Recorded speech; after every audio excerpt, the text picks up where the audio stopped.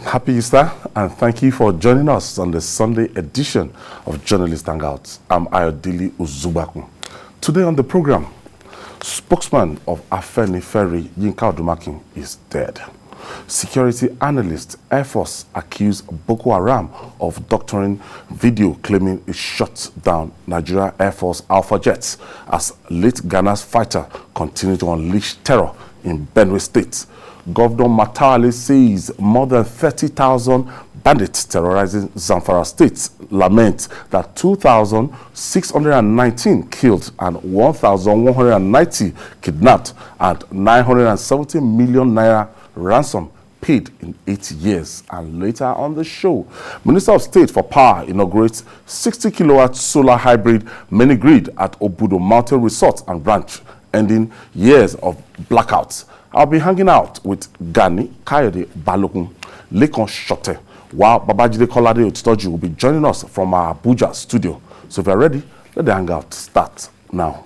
We begin the program today on a rather sad note. Now, for many, it has been a time to reflect reports of the deaths of Yinka Odumakin after a brief illness at the Lagos State University Teaching Hospital.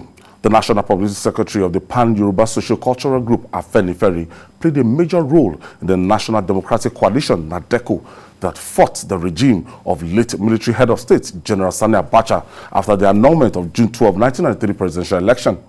He joined us on this show in February to discuss burning national issues. Let's share some parts with you. There is no responsible government that will allow this thing to go on.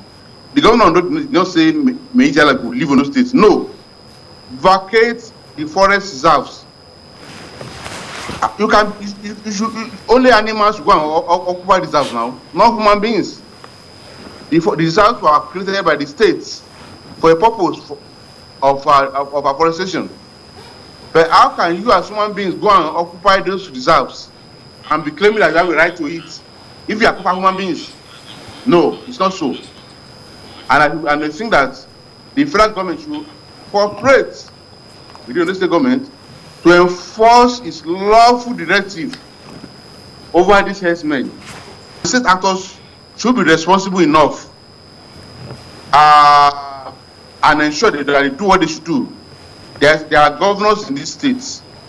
They must do their jobs in terms of secure. The primary job is to secure their people. And when their people become insecure, it's not a plus for them. We appeal to the governors. They should put Amotekun on strong footing, put strong structure on the ground, so that because a Lagos or your state is bigger than the Republic, that's the country. They have army, they have everything.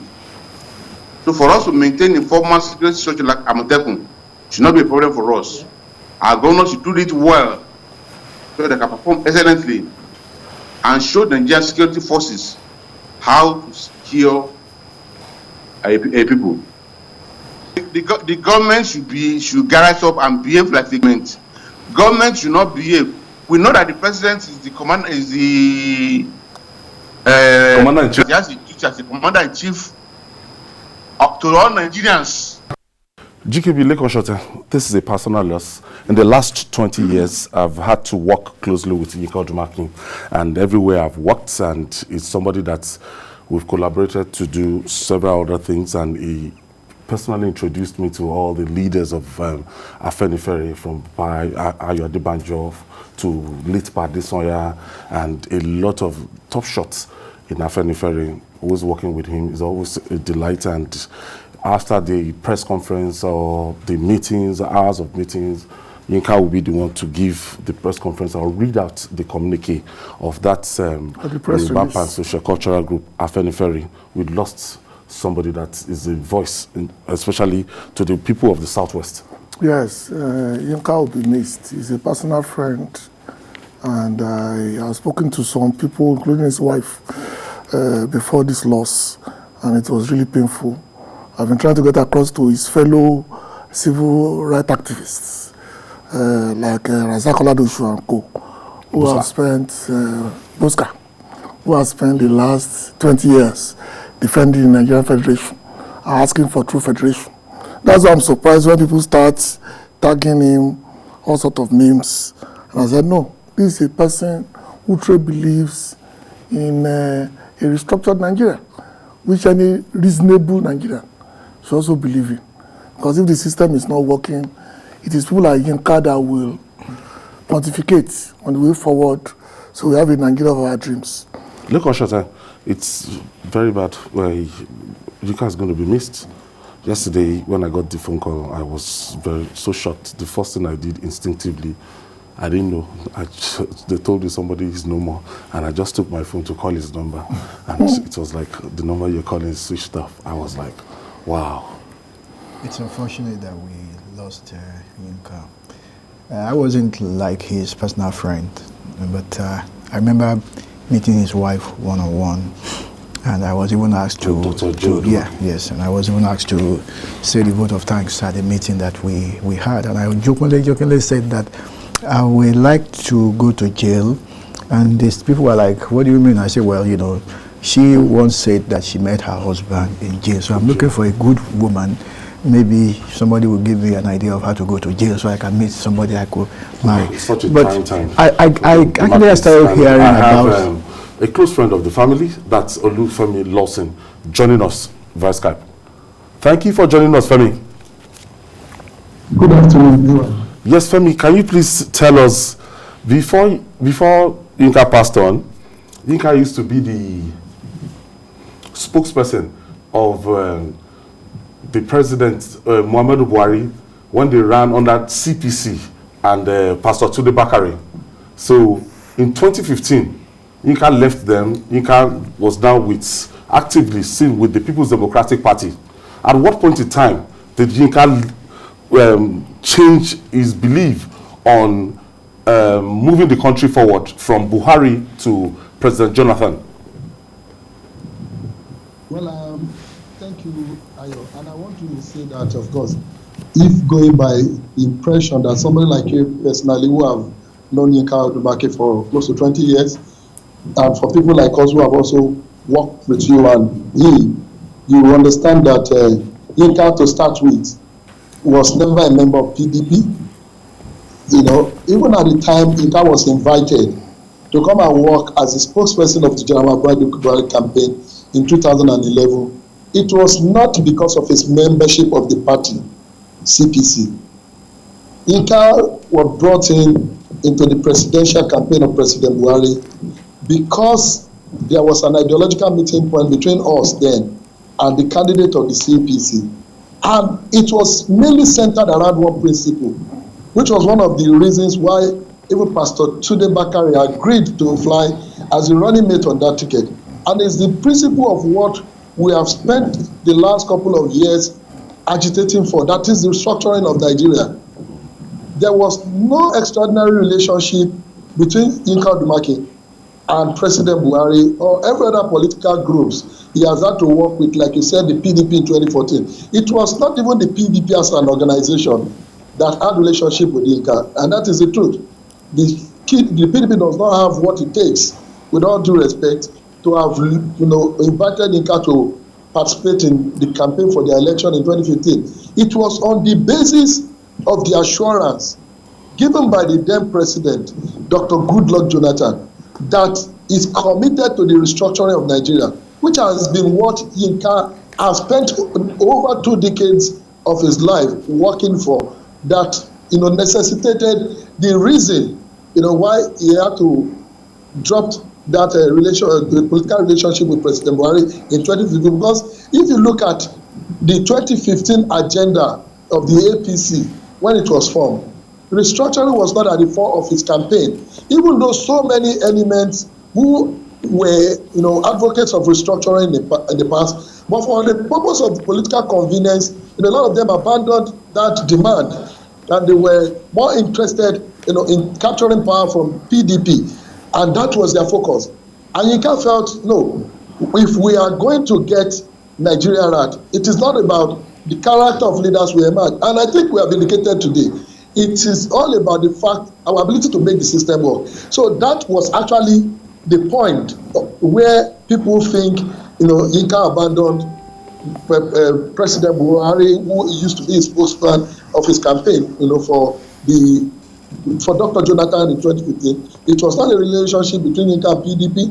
It was purely on the basis of the assurance, as given back to by the 2014 National Conference, that President Jonathan committed himself to the restructuring of Nigeria. That was the basis of the support, given to him, not just by Yinka, but some other persons who were involved in the restructuring movement.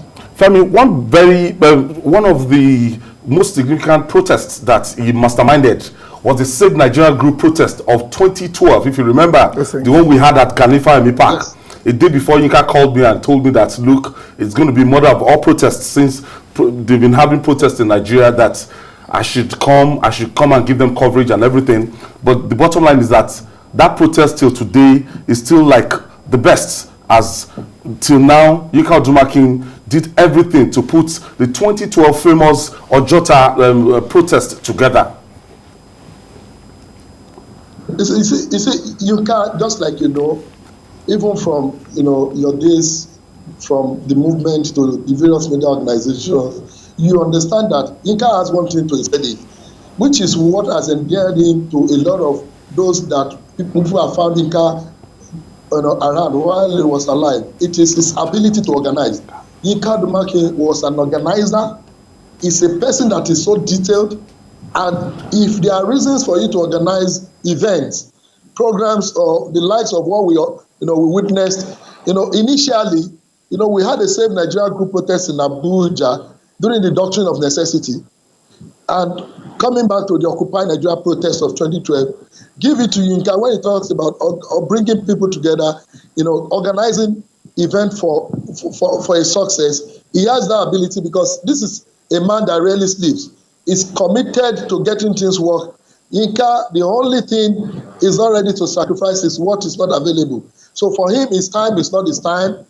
You know very well that a lot of times in the middle of the night, we have had to call in to seek his opinion on issues of national importance. So Yinka spent, a greater part of his life organizing from his school days, from the student union days, from the days, his days in the democratic socialist movement.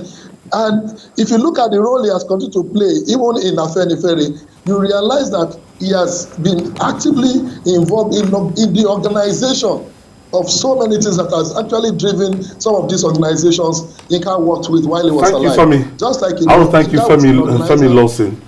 Thank you for your contribution, and thank you. We thank TBC for all the support. GKB. Yeah. What we are seeing now is in the last 24 hours, it has been trying, especially for the human rights community. Yeah. Innocent Chukwuma also died of today. the Clean Foundation and Ford Foundation, West Africa, also died. And a lot of people will say, look, it's a big blow to the human rights community. Even Josephine, his wife, is also a friend of Dr. Joe Odumakin. Babajide Otitoju want to join us from Abuja. Jide, is a very, very sad day in the history of, the country. We've lost Yinka Odumakin, and in the last 24 hours, Innocent Chukwuma is no more. 24 hours for the family of activists in our country. Because to lose Yinka Odumakin and then lose Innocent Chukwuma 24 hours after is extremely difficult to take. I was talking about Innocent being nominated to the panel that the president set up to address the issue of police reform. He was such a competent activist. Whatever role you give him, he excels and shows his worth.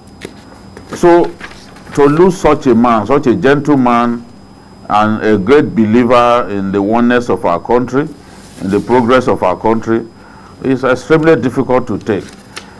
And you see, the truth is, we can call Yinka all kinds of names, but every Nigerian who fought against military rule, who helped to enthrone the democracy that we now enjoy, must recognize that people like Yinka put their lives on the line. He was a member of NADECO.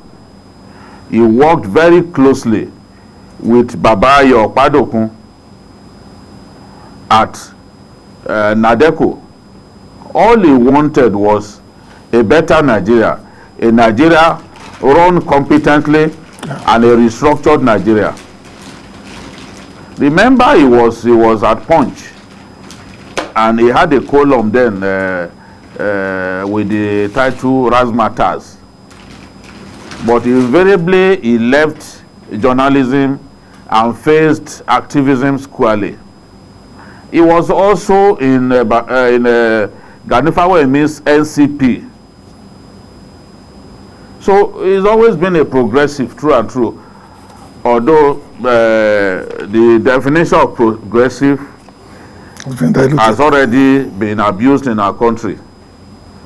We see charlatans, people who cannot defend public good, calling themselves progressives. We see people who are not progressive in nature, in character, sitting on social media and calling themselves progressives.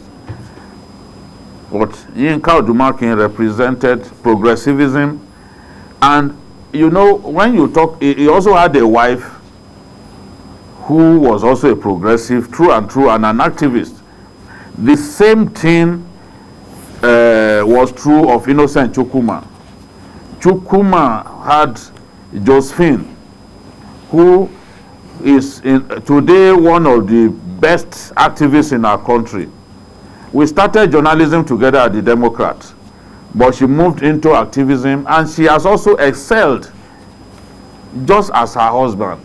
So a great man often finds the right wife.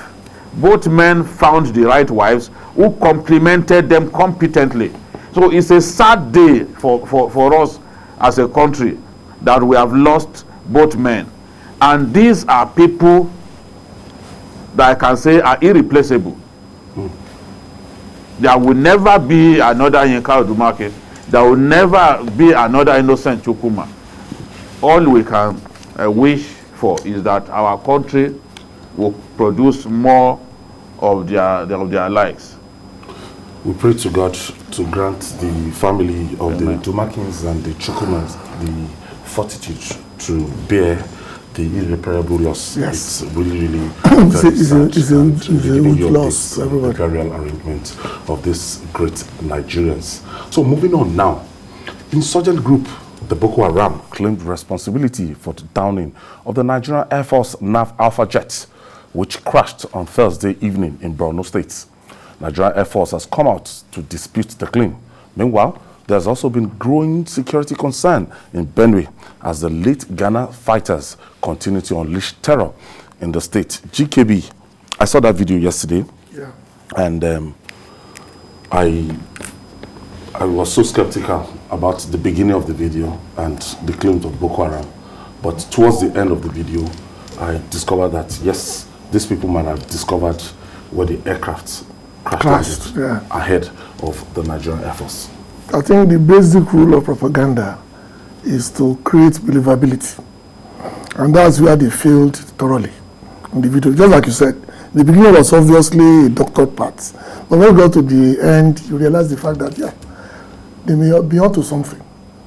But we have to believe the Air Force. We have to give our defense people benefit of a doubt that truly that's not what really happened. But we continue to wait until everything is sorted out in such a way that we know the true situation of things. But just like you said, I think the video was doctored. I don't think it's a true reflection of what really happened. I don't think we should take it, or rather we should take it with a pinch of salt, such a way that we look at it. It's getting serious. One of the advantages we had on this insurgent group was the air power. Because this insurgent group, they don't have access to air power. So we still use the Air Force, and we still made a clean sweep of them at Marseille. Okay. Now, what we're seeing now is that if these people, they have access to anti-aircraft, gone. That's right. It's a big problem. It's a big problem. Yes. This is the second time that we're going to experience that, and that is if it was Boko Haram that actually took down the helicopter. Yeah. Well, I'm not going to speak on behalf of the Nigerian Airforce because I don't work with them and I'm not their spokesman.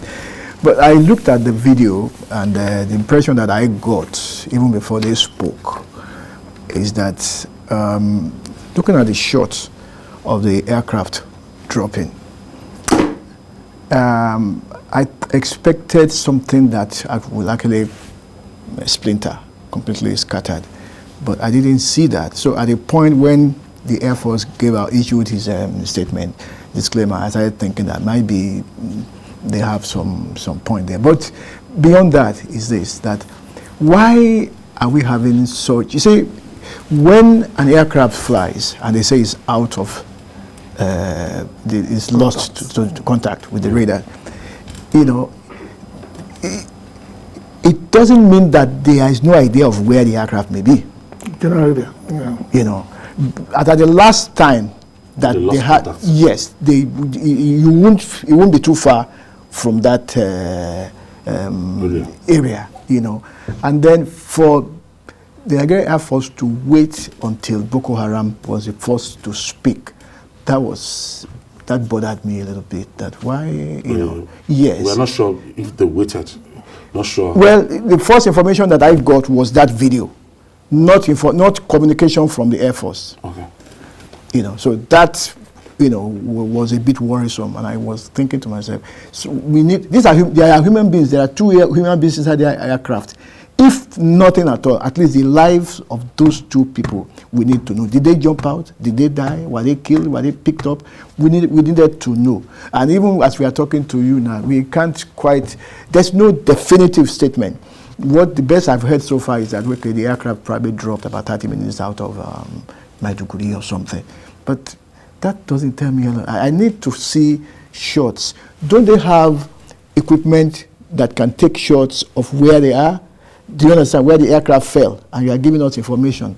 You know, are men afraid to go into that site where the aircraft fell? Do you understand? So these are some of the things. So now that we say we have new service chiefs, I thought we'll be more, you know, active than what we are hearing. We are hearing what seems to be, people are still hesitant to take the bull by the horn. Babajide, what do you make of this claim by Boko Haram of shooting down Nigerian Air Force Alpha jets? Boko Haram has not provided any real evidence that he shot down the plane. In fact, when you look at the video that they came up with, it started in form of a shooting spree involving even underage fighters targeting ground forces. Suddenly, they veered to the video of a plane exploding mid-air as a result of maybe enemy fire or something like that. Then we see a Boko Haram fighter standing on what was supposed to be an airplane that had exploded mid-air. Now, if the plane exploded mid-air, the way they were trying to lead us to believe, a lot of those parts of the plane that you see still intact, to the point that a fighter can stand on it. The tail of the aircraft, the fuselage, still intact. That's not consistent with what usually happens if the sort of explosion that we saw in their video happened. So it has since been discovered that that video was for an aircraft explosion that happened in Syria. some years back. So they took shots from that video and tried to use it to deceive Nigerians that was the Nigerian Air Force Alpha jet exploding mid-air. So if the plane was blown into smithereens, how come the body of the pilot was still intact the way it was? Because one of those fighters was even stepping on the body of the pilot, or one of the pilots. How come even their phones were still intact? In fact, in another video, one of the Boko-Haram fighters held on to the phone, to the phone of the pilot, and even their money, which should have been burnt in the event of an explosion. The monies that they had on them could be seen at the site. So two things could have happened. The aircraft could have crashed. It could have crashed on its own without any form of enemy fire intervening.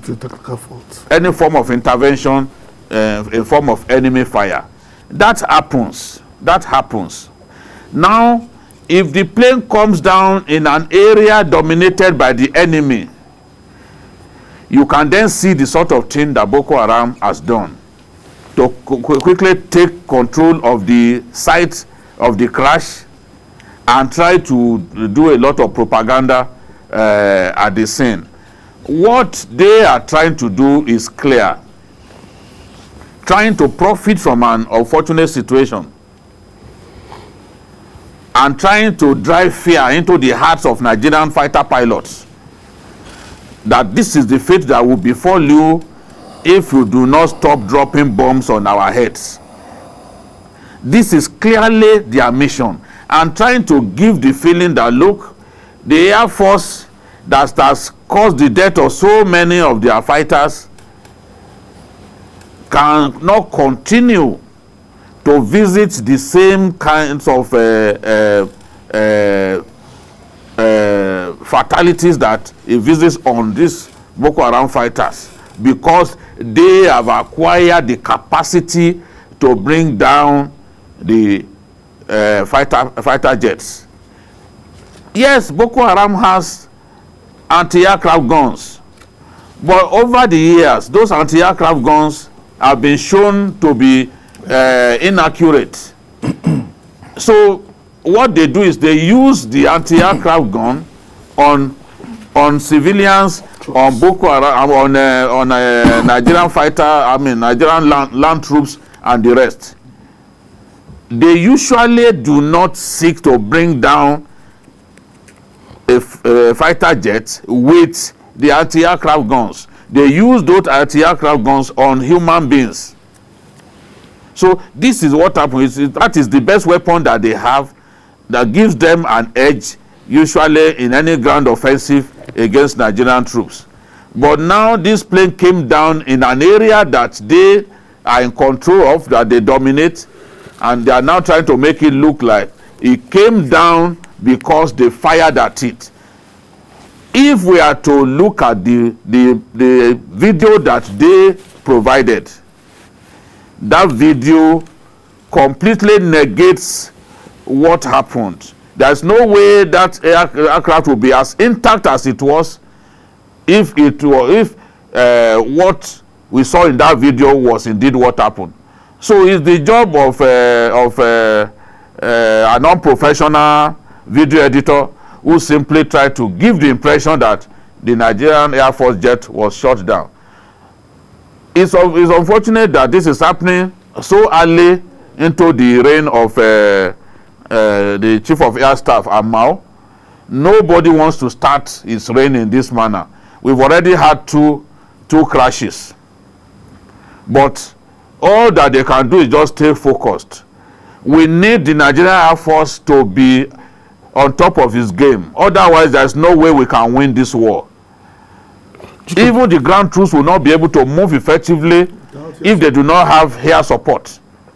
And we see this all the time. This is a fighting group that has given its best to Nigeria.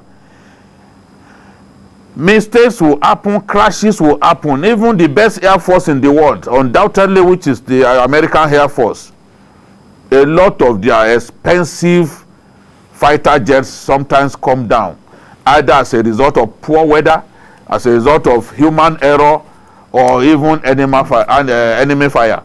So this sort of thing, this sort of accident can happen. But it's funny that Boko Haram is trying to make it look like that they actually shot at the fighter jet. Clearly, one of the pilots must have ejected as soon as the crash was going to happen. But up to now, we still do not know where exactly that guy is. You can see it's only one of the pilots that even the Boko Haram guys have shown us in their video. It's only one of them that they've seen. Now the Air Force has to do its best to locate where they are and evacuate their corpses so that they can be given the national burial that they deserve. GKB, if you look at the video very well, the man standing on top of the wreckage of the Alpha jet, you will discover that the sophisticated ammunition, the machine gun, maybe it's the anti-aircraft gun that he was even standing on top of the wrecked Alpha jet. And I looked at the way these people bring in ammunition into the country. They are now very formidable. They have their own mercenaries apart from their local fighters. They have intelligence. They have people that get intelligence. And it's also said that, look, these people might have even extended their influence into the operations of bandits around the north. You're absolutely correct. You know, when Libya fell, one of the things you raised was the influx of equipment coming down south. Usually when I realized that at a point in a town called Dala, that they were exchanging sophisticated weapons for food, things that were that bad. People are willing to give you semi-automatic guns and equipment just to have food. That's how cheap it was over there. And we said, I think on this program or somewhere, that there's no way this would not become a factor in the Boko Haram war. Because the only advantage we had then was that we had superior firepower. But that tide has changed in the last 4 or 5 years. After we brought in the South Africans and they were asked to leave. The theater war in Nigeria today has expanded to become a very lucrative one. And a lot of mercenaries are coming in. The very act of ideology as a motivation, I don't think it's any longer what they use now. What they use now is that they are using this war basically as a testing ground for new armies to destabilize the West African sub-region. Other countries have been able to start them away so far. But even with that, Cameroon still suffer losses. Chad, with the best standing army right now, they do suffer losses. But what we're afraid of is what this Alpha jet thing is projecting. We don't want to be in a situation. Let's forget the video. It's obviously doctored.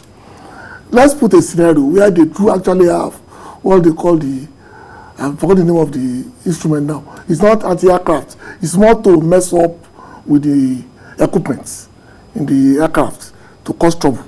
I will remember the name. I wrote it down somewhere. And basically, this is what we're afraid of.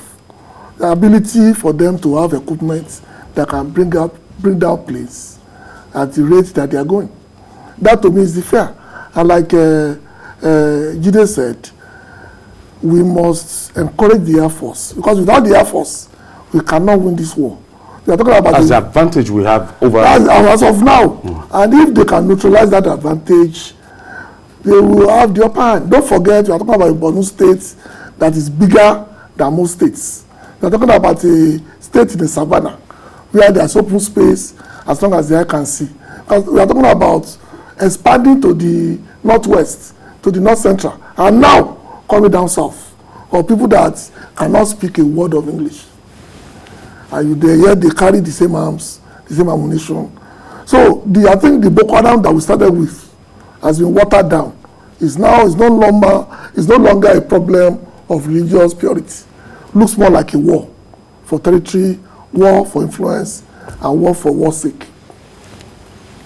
Lekon, when you look at the supply of drugs, the supply of food, the supply of money, and even getting money from United Arab Emirates, and we said it a long time ago that if we can succeed in cutting off this supply, that we'll be able to starve these people. But they seem to be waxing stronger. Yeah. It's you remember sometime not too long ago when we got this announcement that some bureau de change operators were involved. You know, we had a loud silence even from our government. We didn't hear that people are picked up and prosecuted in public so that we know that they were dealt with properly. You know, which makes you begin to think that, are we looking at a situation where there is complicit within the government itself? You know, people who should take action don't seem to want to take the necessary action. And in the face of so much insecurity, death and destruction of properties, you know, are we waiting for a time when the state will be pulled down? Or are we waiting for a time when we're going to be having warlords, you know, as you have holding in Somalia, holding territories? And that would be terrible, which means that the country is just going to go down flat. Somebody sent me a video a week or 2 weeks ago, and it scared me a little bit that there was election campaign. And rather than, when they held rallies, rather than the candidates talking, you know, in Nigeria they would even play music and all that. What they were doing was they were shooting to the air. Yeah, I think that was Nigeria. Nigeria. And that scared me a lot, especially when you know that. Yeah, I just didn't want to mention the name of the country that was just throwing their president how many days ago, you know. And you know how long is our border, ungoverned space between us, which means these people with this culture of violence are entering into this country as mercenaries, as members of, shall we say, bandits, if you like, and then being members of, people have said that even the Boko-Haram is hiring people who, when they pick them up, they actually are speaking French, which means they are mercenaries, you know. So people with a culture of violence. On a normal day, you are campaigning and you are shooting to and there are women. And the women didn't seem to be scared or surprised. It seemed to be okay. So we were shooting into the air. So some had rifles, some had pistols. You know, and I keep asking myself, who is fighting Nigeria? Who is against Nigeria? Is it that we are surrounded by French-speaking countries? Who is involved in all this? And then you look at the extensive West Africa, up to Mali, up to, you know, whatever is happening there, insurgencies, fights, and all that. It appears that there's shall we say, a West Africa-wide, you know, stream of violence, and Nigeria is taking a hit of it. Nigeria seems to be the most organized in engaging them. But the way it is now is that it appears to me, I have no proof, but it's reasonable for me to think that maybe there's somebody in government who is, if not complicit, at least indulgent. Jide, I want to know the influence of Boko Haram on these bandits. Yesterday we were talking about even bandits going to attack a military base in Niger States. That seemed to me to be, these are not regular bandits. I was thinking these are bandits that just had AK-47, that they don't have the capacity to face the military. But once the bandits will start having the capacity to face the military, that means this is a big problem we have on hand. It is true that Boko Haram now has some of his factions in the North Central, and they are probably even making some inroads into some parts of the Northwest as well. But bandits will feel comfortable when they look at the weapons at their disposal. They don't have to be members of Boko Haram to be able to confront the military. Buhari Ndaji was the leader of bandits in Zamfara State for years. And after they killed soldiers in Dansadao forest, the government decided to negotiate with them. So you don't have to be a member of Boko Haram before you can acquire the capability to kill soldiers.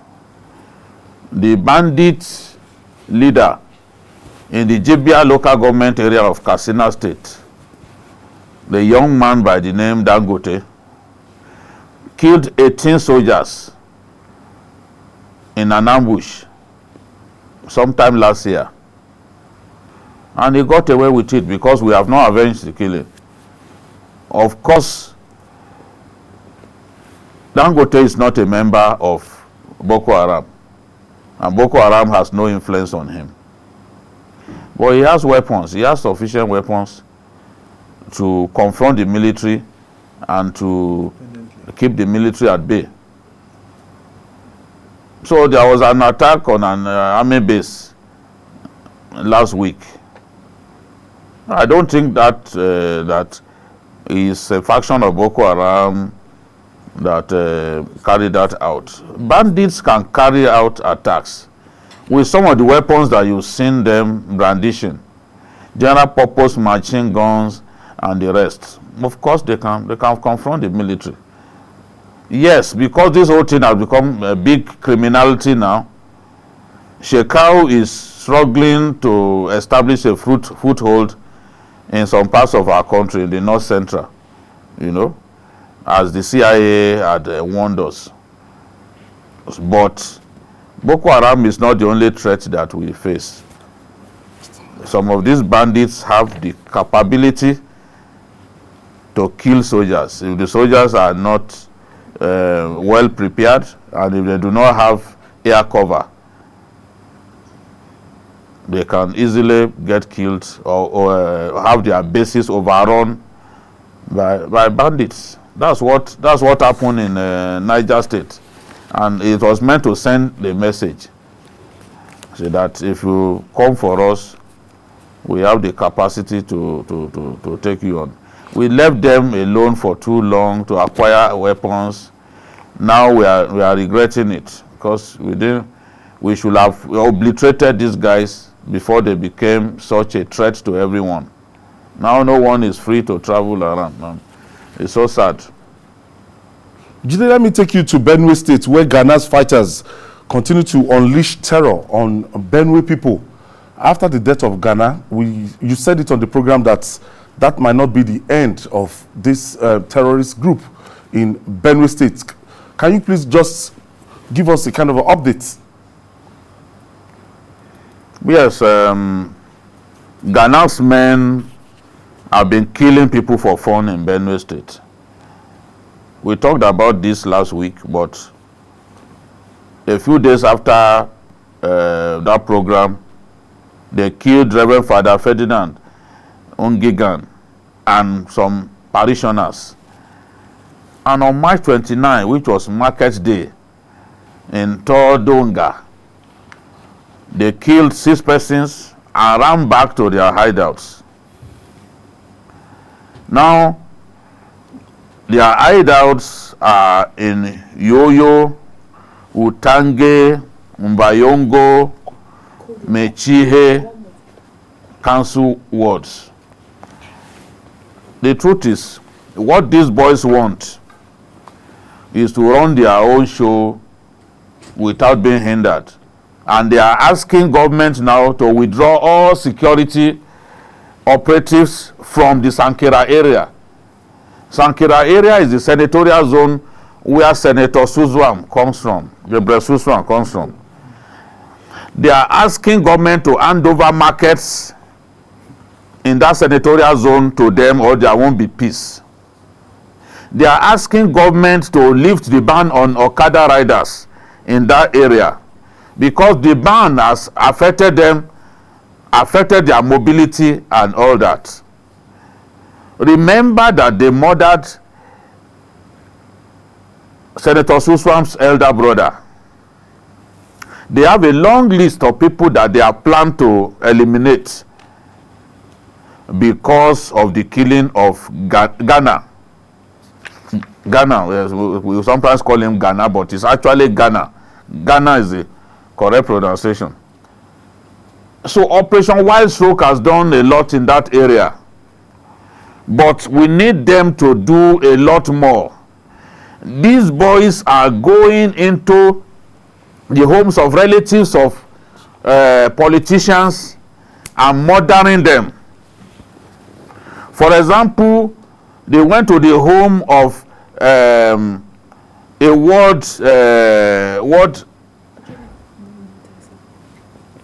kind of ward leader in that area, brought out his father and eventually killed his father. This should not be allowed to continue.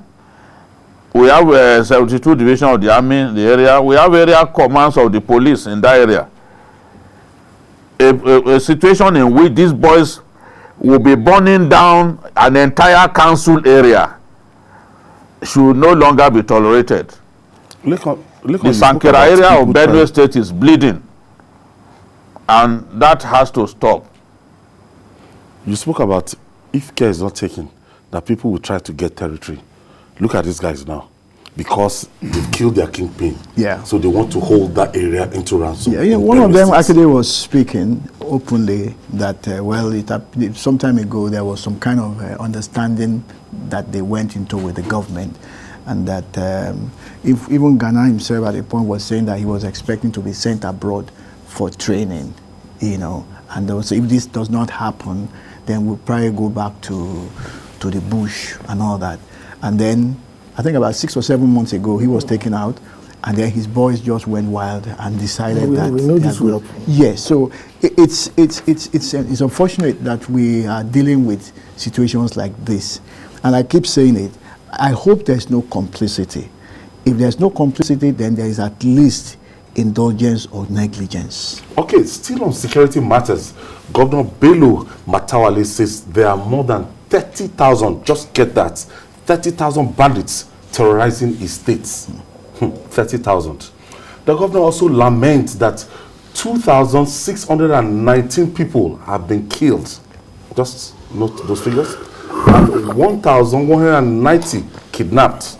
And a huge sum of 970 million naira paid as ransom in the last 8 years. Almost 1 billion naira. It's actually A very, very big, expanding and thriving industry. GKB. Well, we have created monsters, and we have to live with them. It reminds me, before I come to this, that we said on this program when Ghana was taken out, that we hope that this is not the start of another replica of Boko-Haram. Because once, this is exactly what happened to Mohammed Yusuf. He was taken out by the military forces or the police, and people saw it. And you never created this monster that we are working with. But the case is different in Zamfara. Zamfara started as purely herders and farmers conflicts. It was the most ferocious. Cattle rustlers. They were very big in the place. And they got to the point that the Fulani had to start defending themselves. And I remember there was a story that there are some towns that Fulanis cannot come to because the natives will attack them, and vice versa. And now we have created $1 billion naira industry in the states as Zamfara. And you know the Nigerian mentality, just like it happened after the Civil War.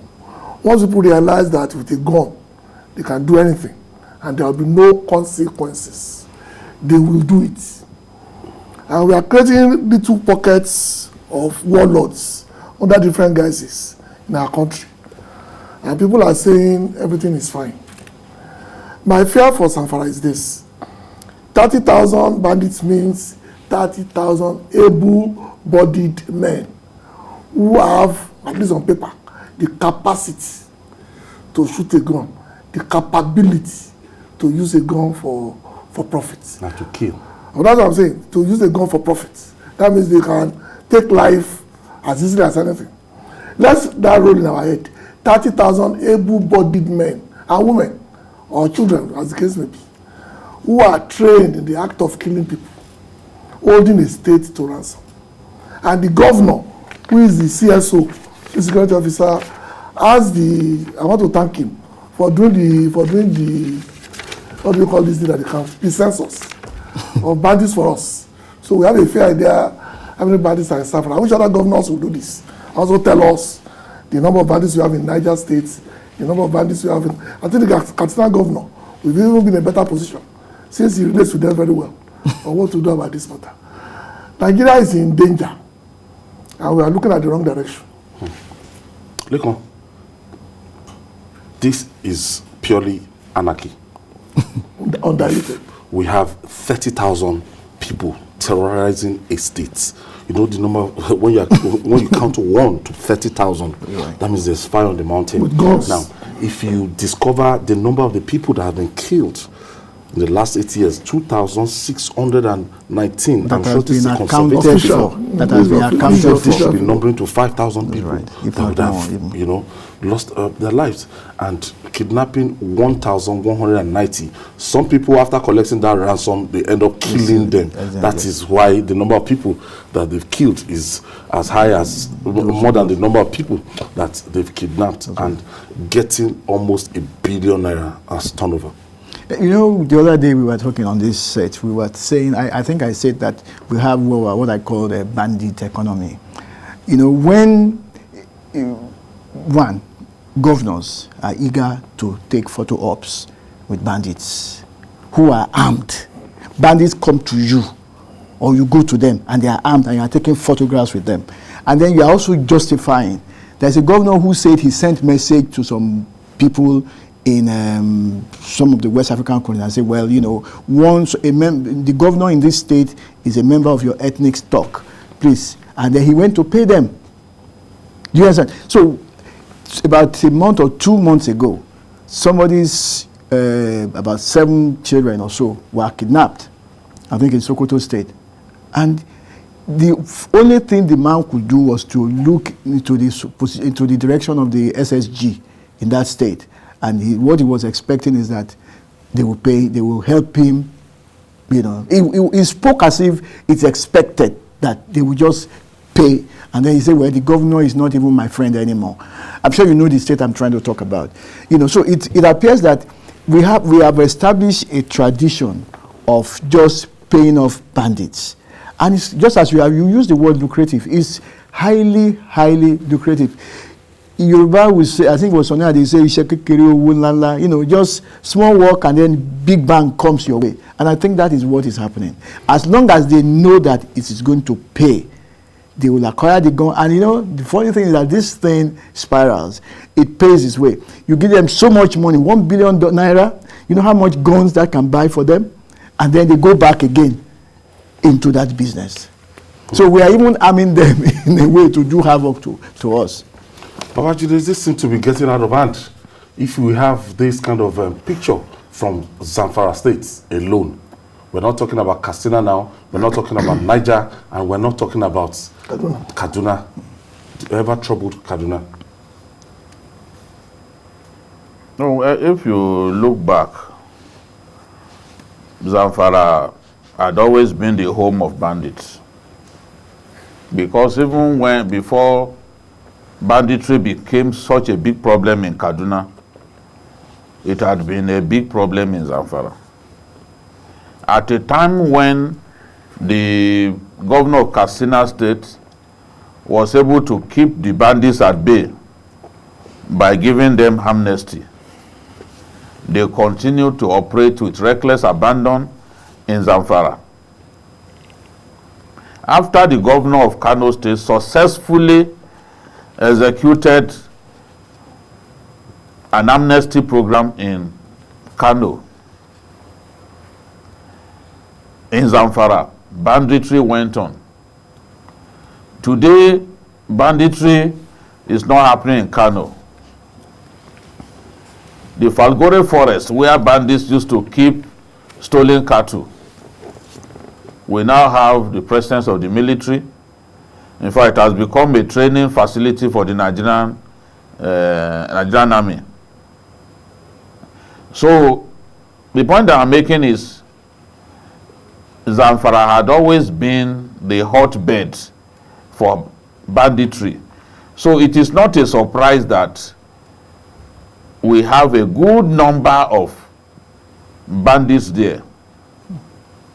What they have, this 30,000, is probably a quarter or more of the Nigerian army. So if you have 30,000 in Zamfara alone, because there are multiple camps, they have far more camps in Zamfara than they have in other places.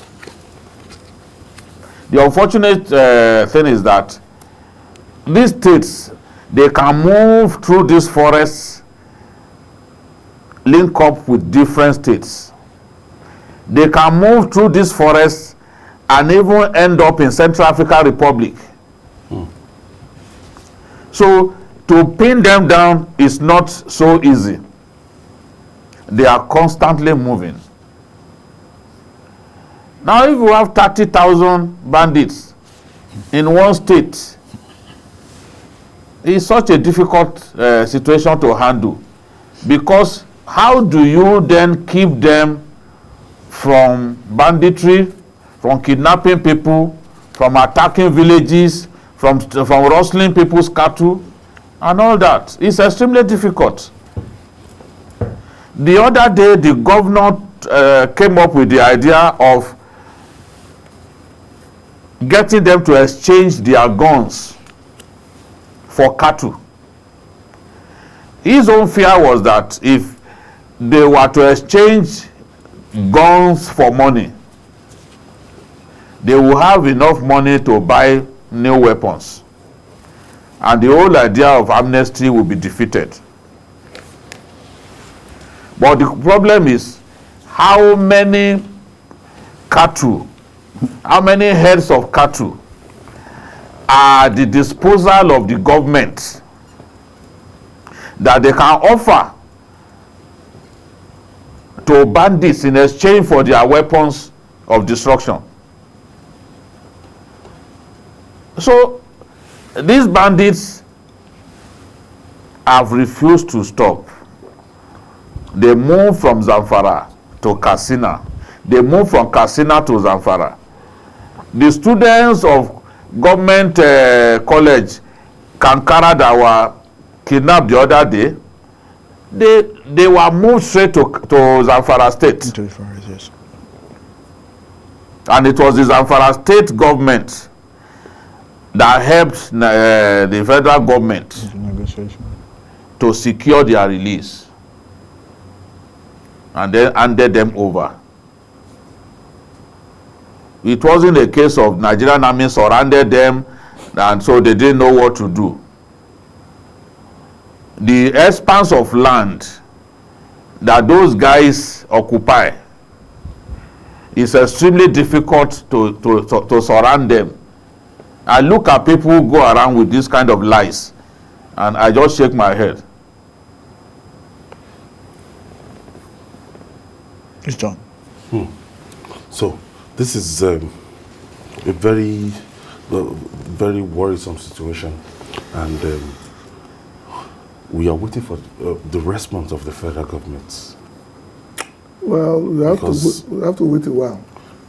Before the president departed, he gave his usual marching orders to the service chiefs that they should get the leaders of these gangs, and we expect by now they should have swing into action. Well, I assume that that's what they are doing. Again, we cannot complain that they've not given us information, but we don't expect them to tell us their strategies. We just assume that the president would have given them a timeline to achieve this objective. We've been dragging people every day. People pay ransom every day. They kill people every day. That's what we said when we started. What you caught? That's what we say every day, because we are talking about something that as big as what you just said. 30,000 bandits under arms. It's not something you can dislodge. It's an army in 1 week. And we know the number of the personnel the Nigerian forces. And we know that figure represents a substantial number.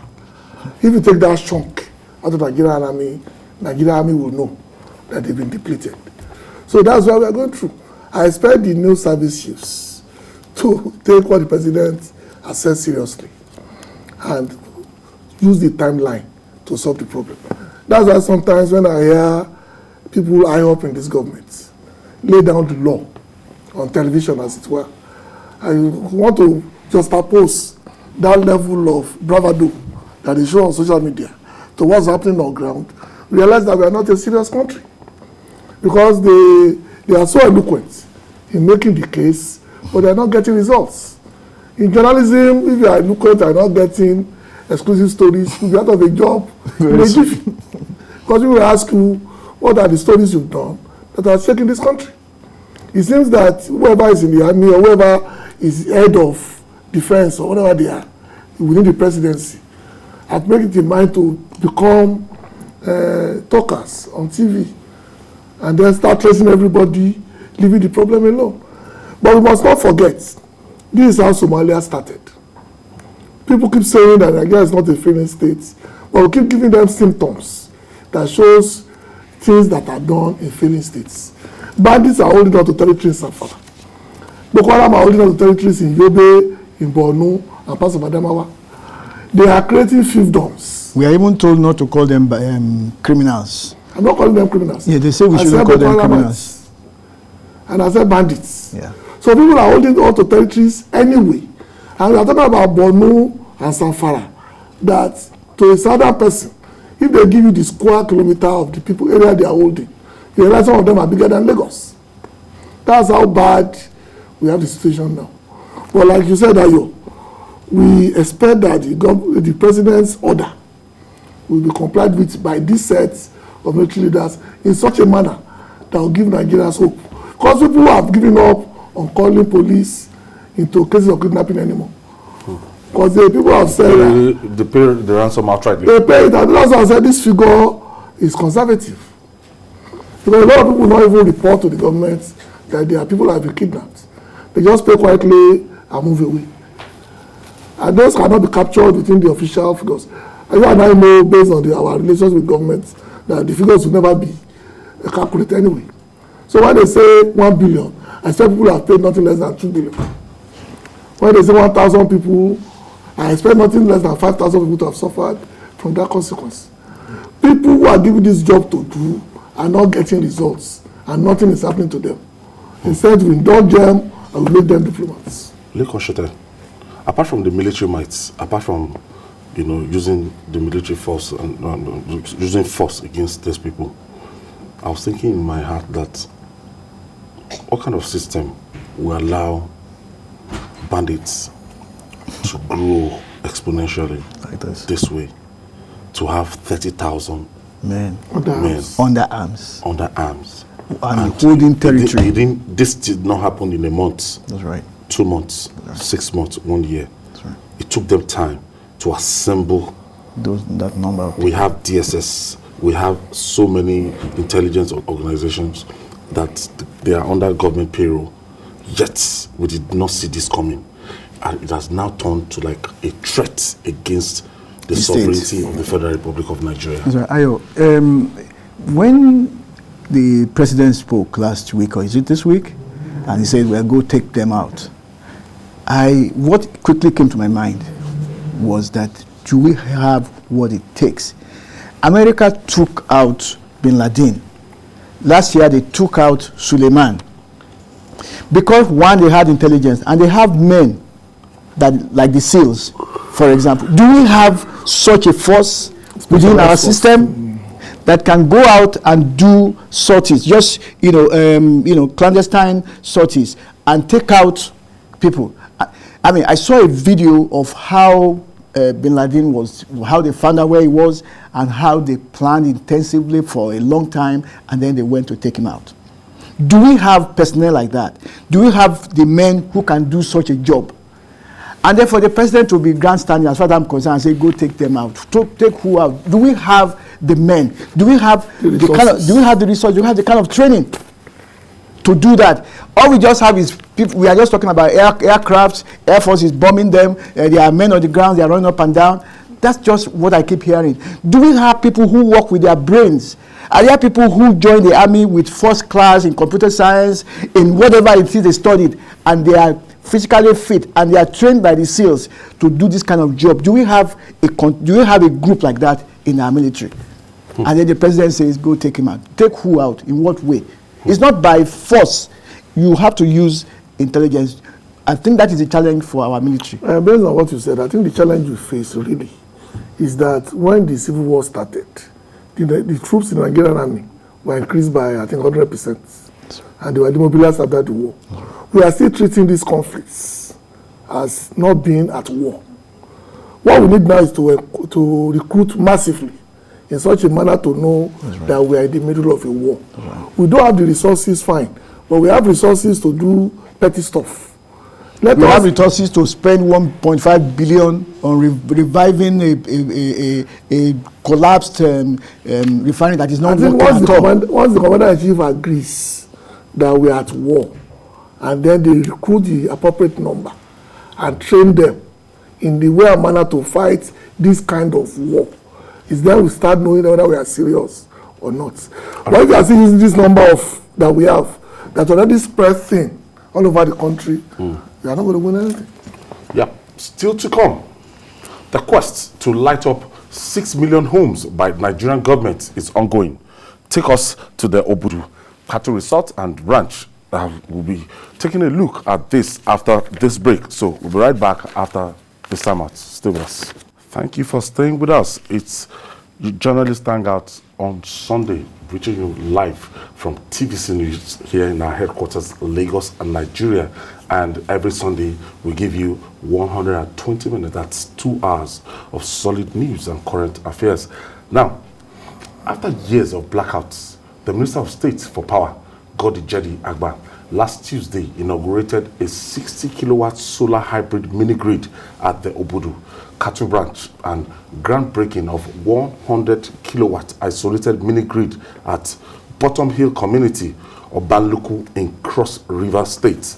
The minister says this was in line with the mandate of President Muhammadu Buhari for the Rural Electrification Agency to light up the country by providing off-grid electricity across this to 6 million homes in the first instance. Babajide Kolade Toju was there, and the Thousands report. For residents of Obudu Cattle Ranch and Bottom Hill, Obanliku in Cross River State, Tuesday the 30th of March will live long in the memory.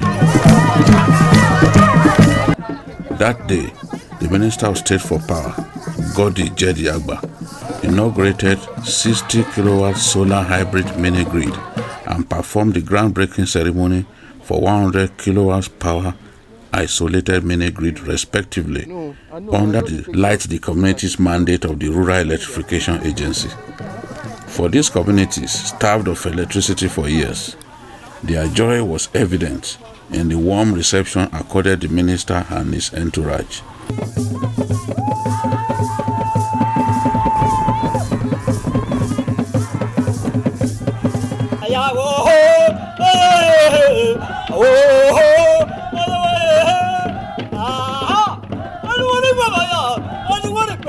Welcoming the visiting party to Obudu Mountain Resort and Ranch, the general manager of the facility expressed joy at the prospect of 24-hour electricity supply at the tourist destination.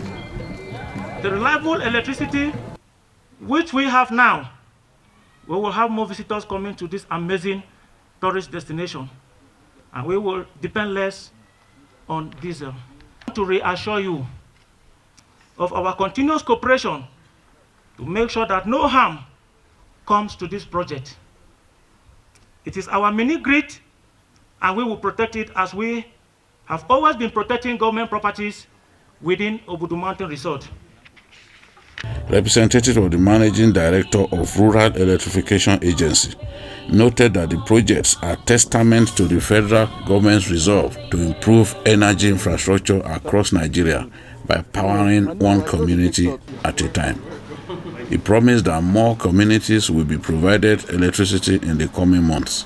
As mandated by the federal government, the Rural Electrification Agency is the implementing agency with the responsibility of powering unserved and underserved communities across Nigeria using off-grid solutions. This project has been successfully deployed under the capital appropriation of the federal government of Nigeria for 2020, and it might interest you to know that such projects as planned by the federal government are being deployed across all the zones of this great country. These projects are testaments of the federal government's resolve to improve energy infrastructure across Nigeria, especially in unserved and underserved communities. Also, with our deliberate plan to continue our job of powering Nigeria one community at a time, as mandated by the federal government, more communities will be energized across the country under the different REA programs in the coming months. Minister of State for Power, Godi Jedi Agba, said it is the goal of his ministry to leverage on mini-grid projects to accelerate economic growth. As we did so, this fire will come so, it will help all of us. If we spoil them, now we spoil. If we keep them well, now we get. You know? Before yesterday, or before the light come, they quench light here by 10 o'clock. Not be so. And not be every village, the villagers get light. Not only hotel and resort get. But now, all the community get light. Not be so. Now good thing have been a bad thing. So we must hold on like that because now we own. If we no hold on so, we don't lose so. If we lost, nobody lost. If the thing spoil, we know the man, we know take care of him. Somebody come out from part. I know will come back tomorrow do am. I know go be minister of power forever. Oh. The person will come and I don't know whether you go fit remember say we dey here.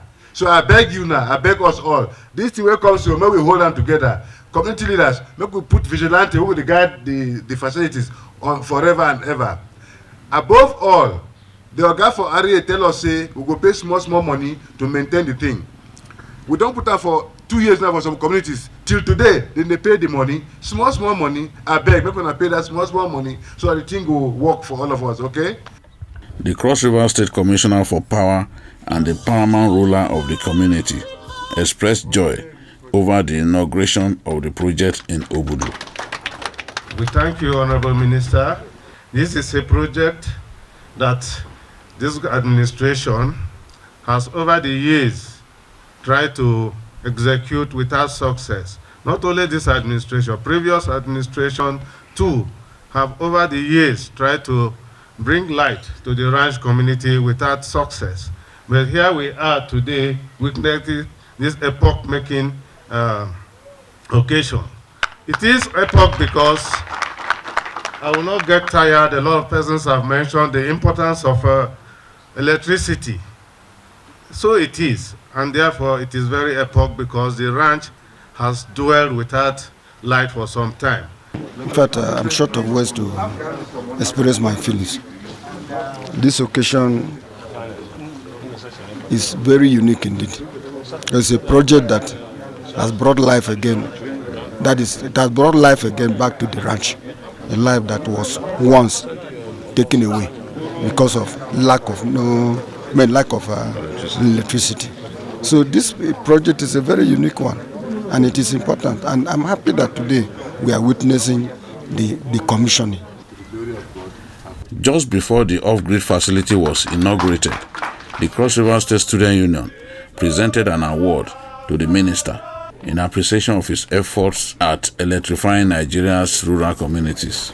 I'll see you today with you that we have just meet our Messiah and we have come to record the end of our struggle and our stress. Thank you very much, sir.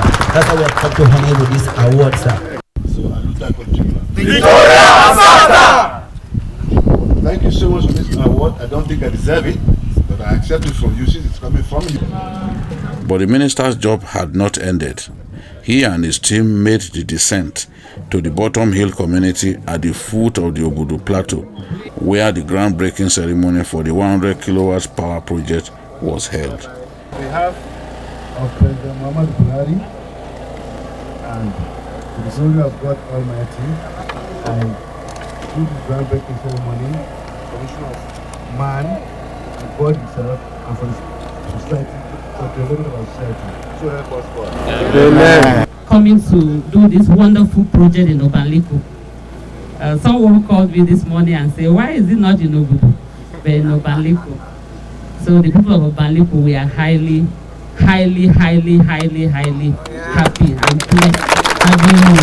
Well, going forward, we want to continue to partner with them, the private investors, so that they will remain here to grow the economy, to create jobs and enhance income, for the locals. And they will remain here to make sure that they operate and maintain, the project. And with this type of development concerning life, this one is so exceptional. It has superseded that even one. We are impressed. We are so impressed. The federal government as well as the state and local government have recognized that the people of Ikote are part of the Federal Republic of Nigeria. So we are so happy, and we are ready to cooperate with the federal, state and local government. For excited residents of this little community at the foot of the iconic Obudu Mountain Resort and Ranch, this is a clear sign that government had not forgotten them. We have a God, a mini God around us, but we never knew we have a mini God.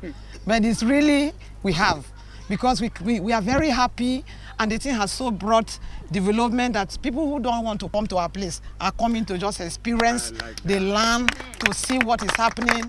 And you see everybody, even old women and young women and widows and widowers are really coming out to imagine, is it really us coming from this mountain and things happening like this? So like me, I'm so happy going to have it. Both to the federal government. Development comes to a community, no matter how small that community is. It rejuvenates the people. It gives them greater confidence in the government of the day. Now the mini grid project that the Minister of State for Power has brought to the Bottom Hill community in Obudu has made the people happy, and all that they can ask for is more grace and more opportunities for the community to develop. Babajide Kolade Otitoju, Bottom Hill, Obanliku, Cross River State. All right, Babajide spoke with the Executive Director, Rural Electrification Fund, Sanusi Yohari, who threw more light on projects executed by the Rural Electrification Agency and the benefits derivable from the off-grid electricity access. He is confident that the people will pay if available of electricity supply is guaranteed. Okay.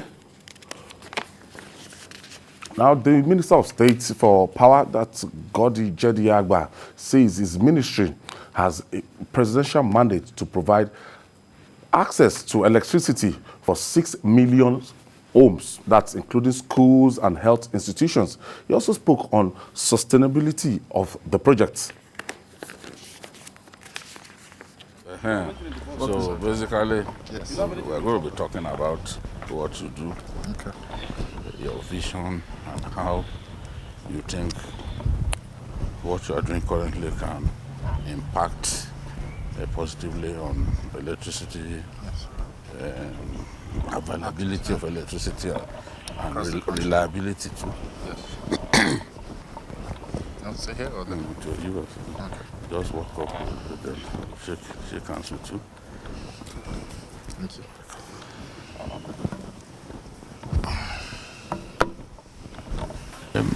You have executed. Okay, so under the first Rural Electrification Fund call, like I mentioned, it was only in 2017 when we came and we operationalized. We were able to do 12 mini grids. So just like what you saw here, we've done 12 across the country. Yeah. We did in Ebonyi, in a Kawoke community, extremely rural community, just like Obudu, where we commissioned. We did one in Katsina, in Batagarawa local government. Okay. We've commissioned that one. What are some of the benefits that it appears our people do not see in off-grid electricity supply?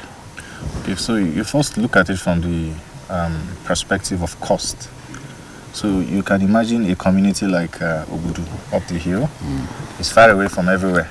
Yes. So if you want to, and just how many households? Not a lot of households, say 200, 300 households.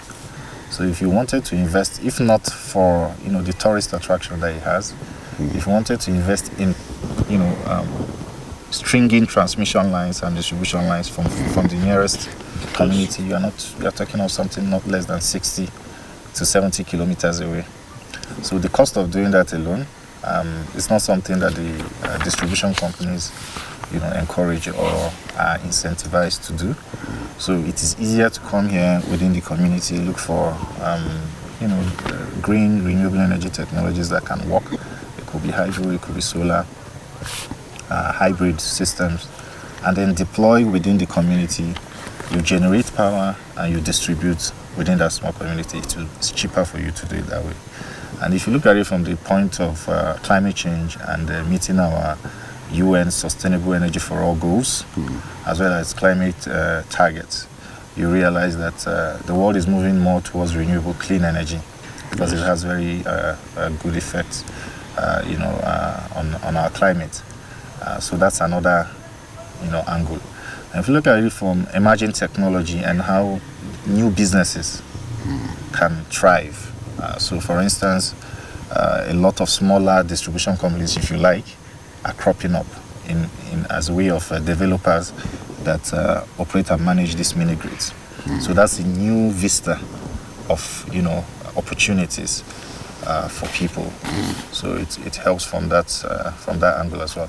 And then it helps us because it helps us quickly achieve our mandates, because it doesn't take you 6-7 weeks, maximum 3 months, if you have all of your materials to deploy. So you don't have to wait for a long time, to get the project up and running. So you can quickly deploy hundreds of this sort of projects across various communities within the country, and then scale it up to thousands until we achieve all of our mandates.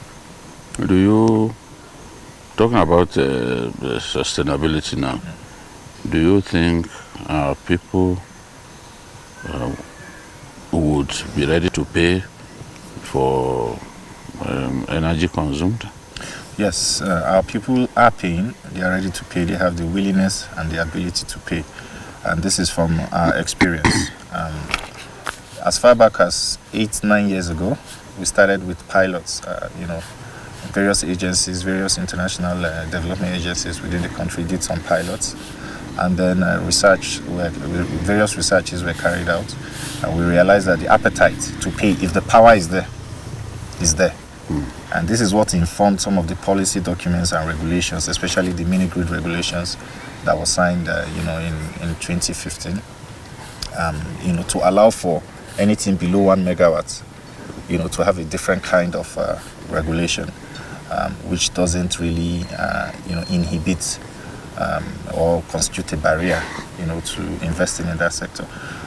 And there was an independent study that was carried out 2 years ago by a U.S. agency. I think it's the Rocky Mountain Institute. And what they discovered is they went across all of the mini-grids within the country to test this appetite and willingness to pay. And they discovered that 98% of the time, the rural people are paying, which even makes rural people more credit-worthy than those of us in the cities. Because those of us in the cities, most times you see the distribution companies are struggling.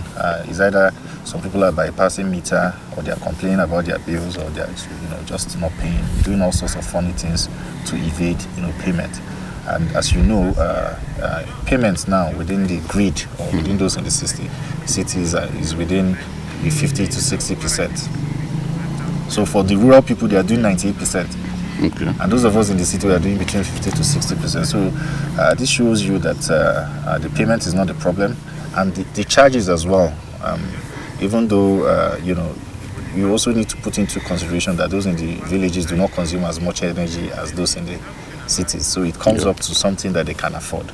Okay. So it depends on the business model and how you structure it to make it comfortable for the rural people to be able to pay for it. But they are paying. This phase, the next phase will face tertiary health institutions.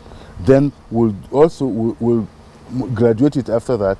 Now we have a mandate from the president to supply power, solar power, or to 6 million homes in this one first year.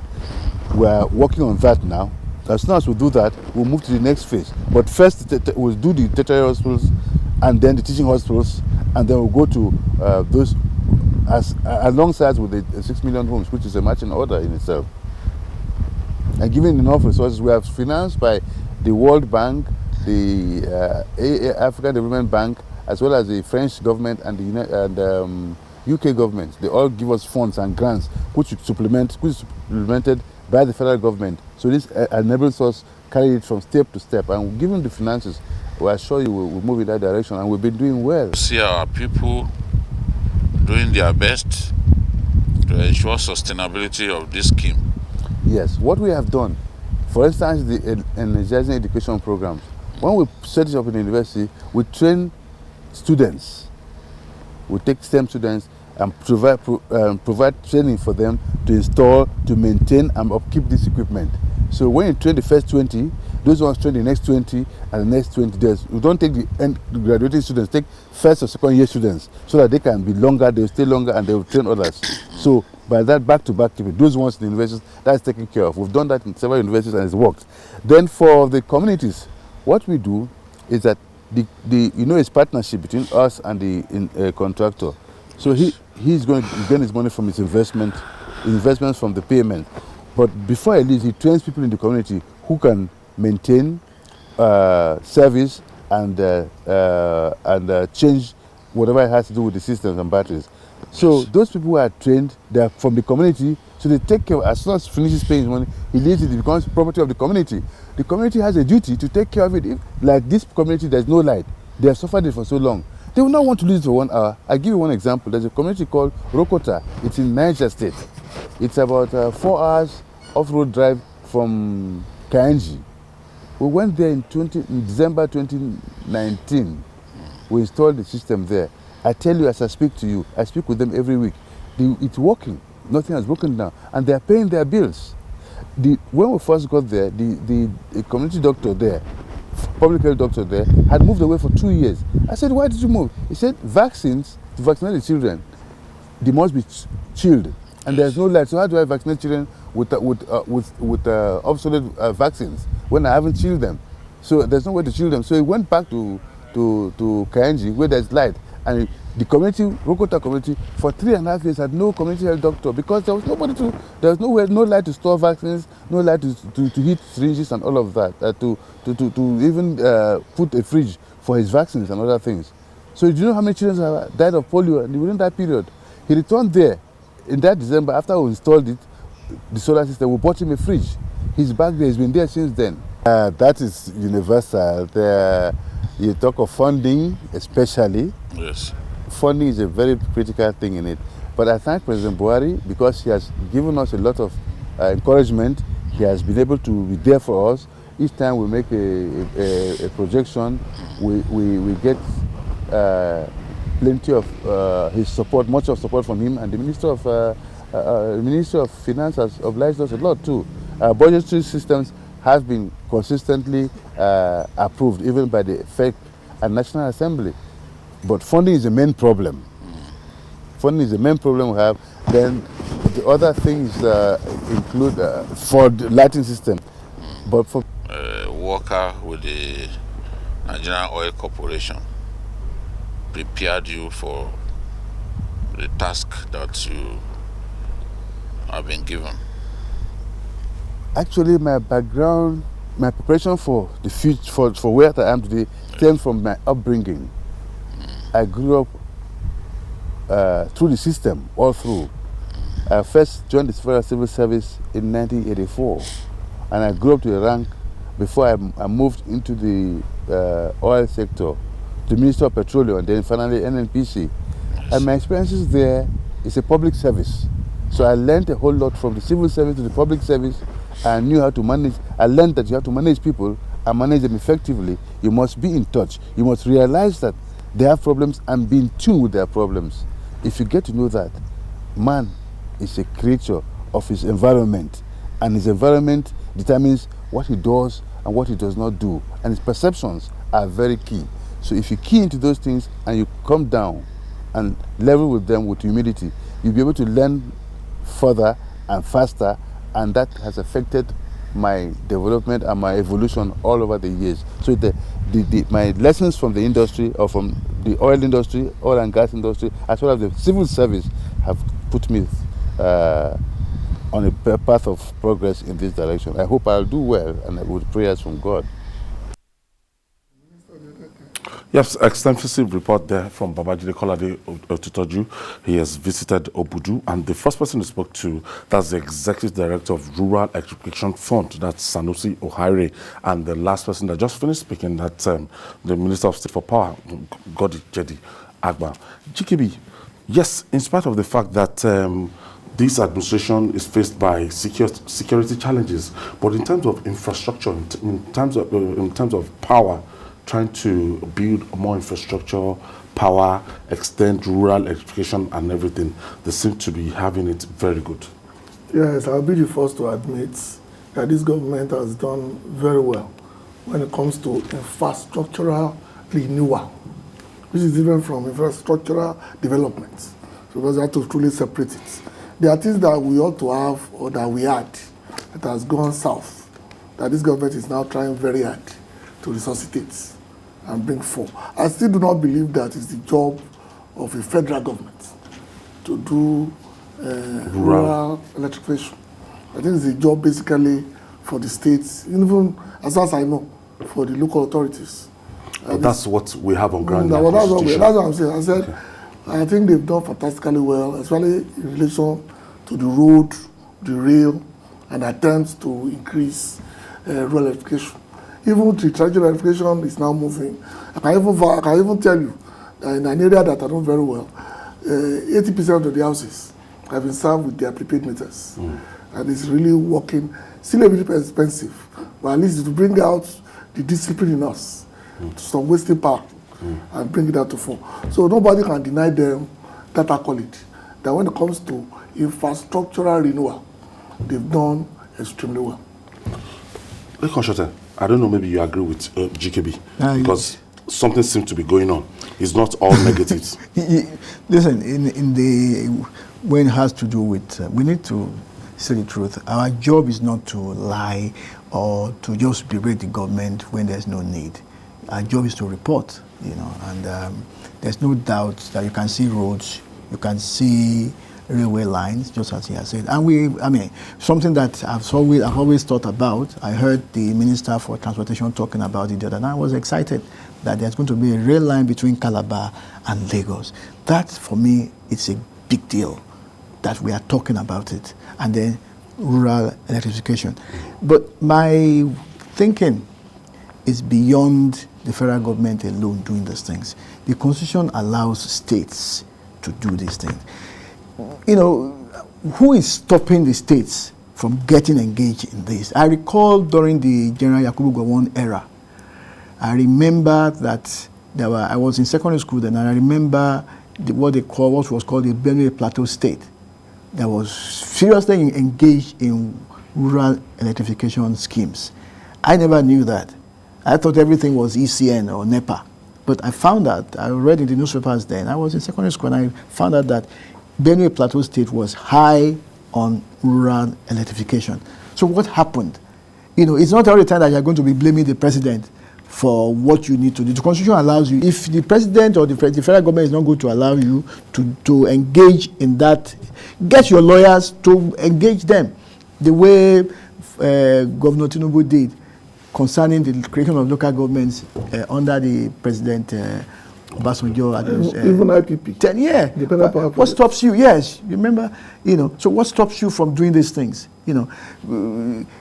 If governors are diverting funds for personal use or something, you are not going to go and blame the federal government for that. So I think all hands have to be on deck. Babajide, tell us more about this mandate by President Muhammadu Buhari to the minister to provide off-grid electricity access to 6 million homes in the first instance, and part of what you want to go and do in Obudu. Yes, the president is trying to get electricity supply to as many homes as possible without actually leveraging on the national grid. There are many communities in our country that are not connected to the national grid. So many communities. In fact, when I went to Mambila, I discovered that Mambila, as beautiful as it is not connected to the national grid.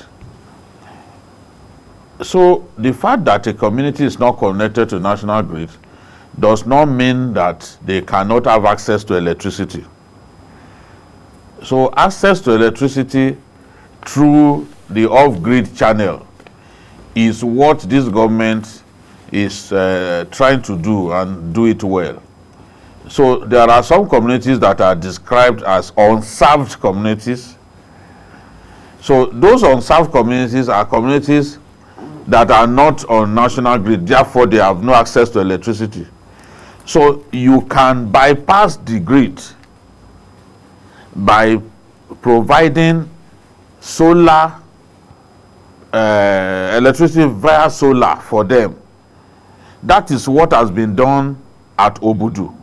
You can imagine Obudu, a national treasure like that, having no access to electricity. People having to rely on generators, you know, in such a community. How can you attract patrons to such a beautiful place when there's no light, when the management of the facility switches off light once it's 10 p.m.? Is that what you want to be telling tourists? Now the minister has provided off-grid electricity supply, and it is clean, renewable energy in form of solar. So the place is now guaranteed 24 hours electricity supply. And this government has also done that in some schools. For example, the Federal University of Agriculture, Makurdi, and the Federal University of Petroleum in Efurum, they have provided this kind of mini grid so that the students can have access to electricity and they can read their books. They have also trained the students so that they can maintain this access to electricity, they can maintain it. Wherever there's a problem, they will be able to address it. And what these communities need to pay is very little. So the government expects that they will be able to keep it going by constantly paying their bills. So you can imagine now that if we can electrify 6 million homes by targeting communities that are not on national grid and providing renewable energy access to them, similar to what the minister has done here, we will be able to provide electricity in so many places where currently we do not have electricity. Bayero University in Kano, for example, 7.1 megawatts solar hybrid power has been provided. In fact, I sent the correspondent to go and have a look and talk to people there. So a lot of things are happening, especially in the area of power supply, that our people do not know about. So we as journalists who have criticized them over the years, it is our responsibility to let our people know that some of those problems are being addressed in a creative manner. So that is why I embarked on this trip with the minister, and I'm happy to say that across the 6 geopolitical zones, a lot of these mini grid projects have been executed. So people will have electricity.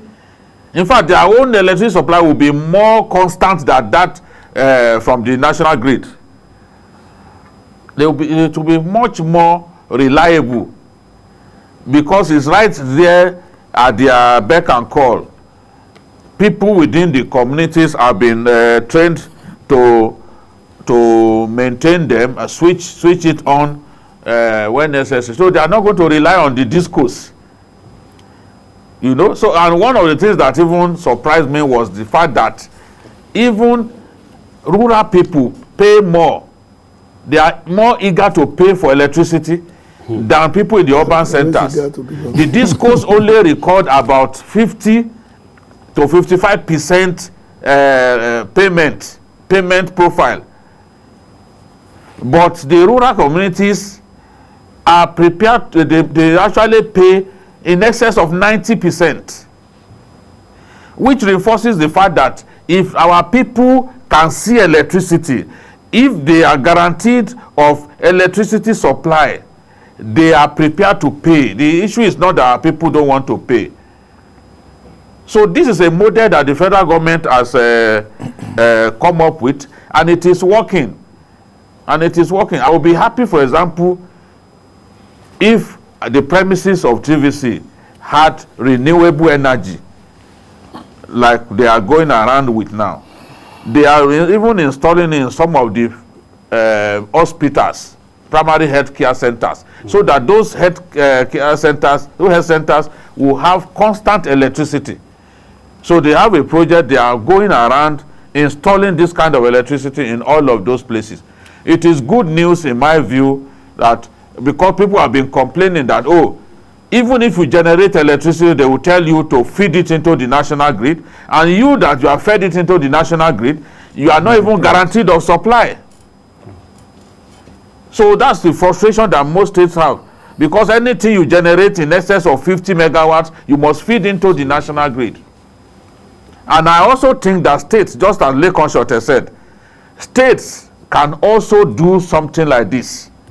Provide their rural communities with electricity, renewable energy, so that business activities can begin to boom in all of those communities. So I'm so happy that this is being done. I just hope that they won't slow down, that they will continue to do this. If they sustain the gentleman, if it sustains, it will improve our economy in terms of small-scale businesses, and everything will begin to thrive if this thing is replicated across the country. Yeah, at massive level, yeah. And I wish they could also take it to schools and military establishments. Those areas that are critical to both the economy and our security should be independent of the national grid as much as possible. That to me is the good news. But I wish that Jide will have asked the minister about the cost-benefit analysis if other stakeholders are coming in. Because I don't want duplication. Because our people have the tendency to like an idea and then bastardize it. Yeah, two things. One, I recall you talked about IPP, independent. I think government should engage the private sector in this. And then I think, especially where we are close to the equator. And this idea of solar energy, I think, is something we should really pay attention to. We are close to the advantage of being near the equator is that the sun hits the equator at what they say 90 degrees, and that is very direct, and that's intense, a lot of sunlight energy right there that you can convert to electricity. And so that's the raw material is just sitting down there, it's just for us to take advantage. Yes. So I think government should go into, the states should go into it, and of course there should be opportunity for IPP. You know, what are we talking about? These things are just basically generators anyway. You know, it's just the sun. Yeah, you know, and then you harness the sun. That's all. You know, so I think government should not strive too much. The federal government should not strive too much. Do its bit. Maintain the GenCos, the DISCOs, and the transmission. Yeah, and then set up a framework that will enable state governments to get into this thing big time. Even individuals. Also, individuals, yes, you know. I'm looking at communities, you know, I keep complaining about, you know, my own family's business that is pretty much moribund. 2 factories sitting down that were employing close to 2,000 people at a time. Both of them sitting down, doing nothing. Can you imagine how many people would have been engaged by now if the power was, you know, yes. So government should please, federal government should do the needful, but it should also establish framework. If there's need to, if there's need to look at the constitution again, to amend the constitution, let's go ahead and do this, so that we make life easy for everybody. And then we will stop criticizing the federal government. Because a lot of columnists have told me, I need to say this, that they hardly want to talk to state governments because there's so much power concentrated at the federal level. So, and they feel that states and local governments can't do anything. As long as the federal government has all these 68 items on the federal exclusive list, that is true, including marriage. Why would marriage be on the federal exclusive list for crying out loud? It's been a wonderful time.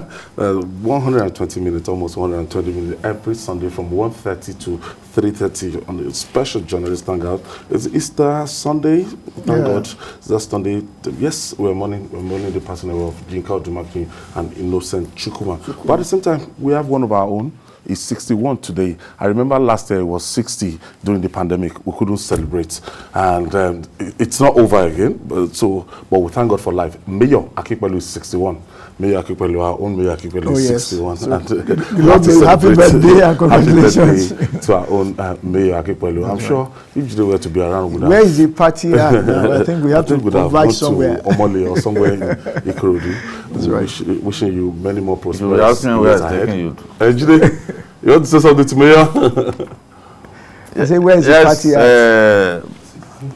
My good friend, my elder brother, It's also 71 you today. should be asking us to come forward so that you can entertain us. Because you escaped it last year. So, Mayor, I see no reason why you should escape it this year. Yeah. I'm not in Lagos, but at least GKB is there, Ayo is there, and other people. He has deep pockets. You must entertain those of them who are around you. Happy birthday to Mayor I wish you many more years in good health. Yes, yes. Oh, our own Jones Hussein, our own Citizen Jones is 71 today. Wishing you happy birthday, Citizen Jones. Wow. The oldest presenter on TV. Yes. In our country. Yeah. The man Citizen Jones is 71. Jones Hussein, 71. Wow. It's still very, very active. Very, very. Nice one. Yeah, nice it one. is that we can also tell. We're celebrating Mayor Akipelu and Citizen Jones. Thank you for that reminder. And I want to thank you, Lekon Shote. Thank you for coming to the show. And Osiare. It's a pleasure. Osiare Onokakanfo. Thank you. Our regard to Iba Are Gani Adams. He's a big fan of the program. I'm sure he's watching right now. All right. And we want to thank Babajide Otitoju contributing all the way from Abuja. We expect you in Lagos very soon. And that's our offering today. Join us tomorrow for a regular episode of Journalist Hangout by 5 p.m. We're also on YouTube, youtube.com/TVC News Nigeria. I'm Ayodele Ozubaku saying bye-bye and please keep safe.